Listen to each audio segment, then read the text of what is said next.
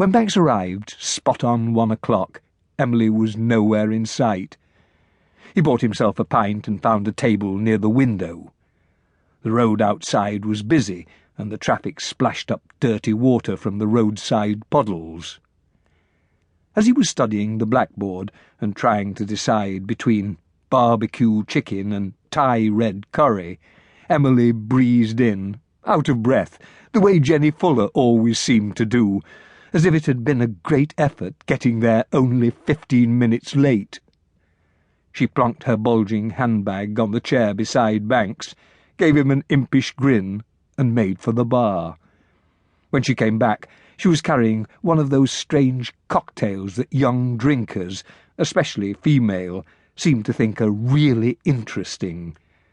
In this case, Kahlua and Coke. She must have charmed the landlord into believing she was old enough to drink, Banks thought, though in all honesty, she did look well over 18.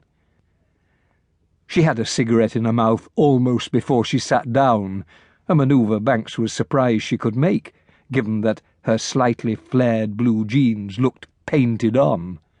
Still, it was a testament to Emily's natural style that she didn't look in the least bit tarty, and she'd chosen to wear no makeup at all. Not that she needed any. Once she had lit her cigarette and had taken a sip of her drink, she shucked her mid-length jacket to reveal a black silk blouse. After she'd tidied her hair, she seemed ready to talk, but she kept on fidgeting.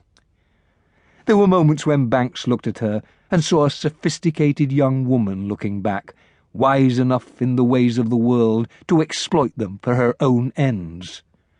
Other times he saw the gauche, nervous teenager, unable to look an adult in the eye.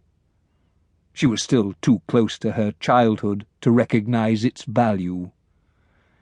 When you were Emily's age, Banks remembered, all you wanted to do was enter that magical world of privilege and freedom you saw all around you, adulthood.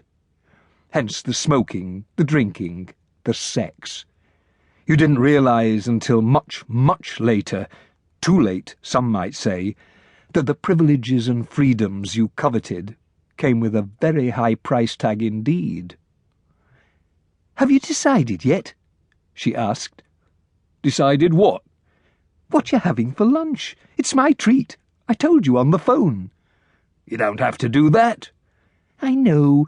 Daddy probably paid you well already for bringing me home, but I want to." "I'll have the Thai red curry then." Banks didn't usually go for more exotic food in pubs, but the Bull had a good lunchtime reputation. "And he didn't pay me anything." She raised a neatly plucked eyebrow. "Just so you know."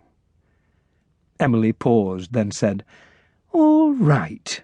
She gestured for the woman delivering food at the next table to come over and started to give her order. The woman frowned, told her to go and order it herself at the bar, then stalked off. "Get her," said Emily, pulling a face. "Kid again." Banks scraped his chair against the stone floor. "I'll go." He didn't want her to have to go through the agony of getting up and sitting down again. Wearing those jeans, she might rupture her spleen or her bladder. "No!" She jumped to her feet with surprising agility. "I told you I'd get it." Banks watched her walk to the bar, taller than ever in her platform heels, and noticed all the men's eyes were on her body. There wasn't one of them who wouldn't do anything for her, or to her. The women, however, turned up their noses in distaste and cast disapproving frowns in Banks's direction. What the hell, Banks asked himself, was he doing sitting in a pub with the Chief Constable's daughter, who was definitely breaking one law by drinking under age, even if you could hardly call Kahlua and Coke a real drink, and God knows how many other laws simply by the way she looked. It was fortunate that none of the men could be arrested for their fantasies.